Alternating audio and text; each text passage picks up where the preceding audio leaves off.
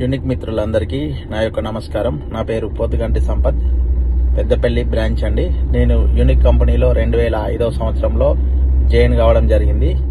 అప్పటి నుండి నేను యూనిక్ కంపెనీతోని అసోసియేట్ అయి పనిచేస్తున్నాను.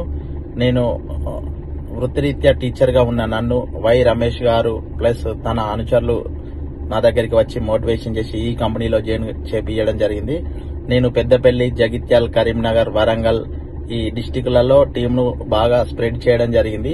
అప్పుడు టీం స్ప్రెడ్ చేసేటప్పుడు చాలా అద్భుతంగా సపోర్ట్ చేసి చాలా ఎక్సలెంట్ బిజినెస్, చాలా అద్భుతమైన బిజినెస్, చాలా కోట్ల బిజినెస్ చేపించే విధంగా సపోర్ట్ చేశారు వై రమేష్ గారు.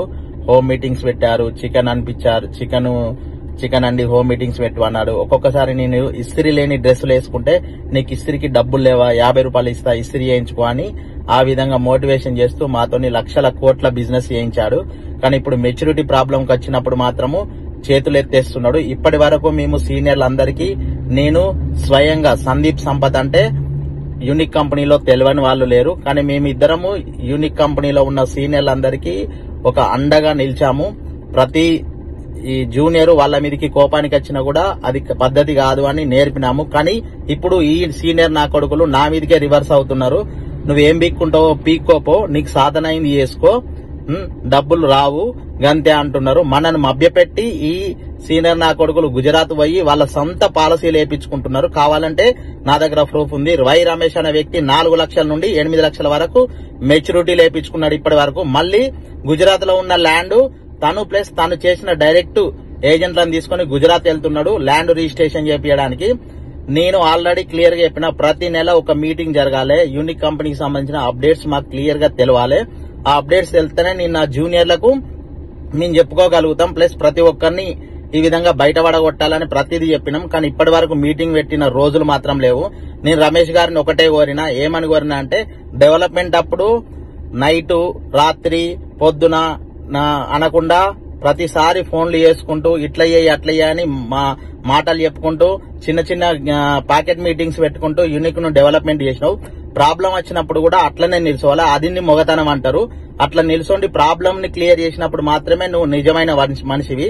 ఇప్పటి వరకు ప్రాబ్లం వచ్చిన కాంచెల్లి కరీంనగర్ లో నీ ఇమ్మీడియట్లీకి సంబంధించిన జూనియర్ సంపదే కావచ్చు, రాజ్ కుమారే కావచ్చు, రాజేందరే కావచ్చు, వీళ్ళని ఎప్పుడన్నా పిలిచి నువ్వు మీటింగ్ చేసిన వాడిని నిలదీసినందుకు ఆయన కోపం వచ్చి నువ్వేం పీక్కుంటావో పీక్కోపో, నీతో సాధన అయింది చేసుకోపో అంటాడు. చలో నాతో సాధన అయిందే నేను చేద్దామని డిసైడ్ అయినా.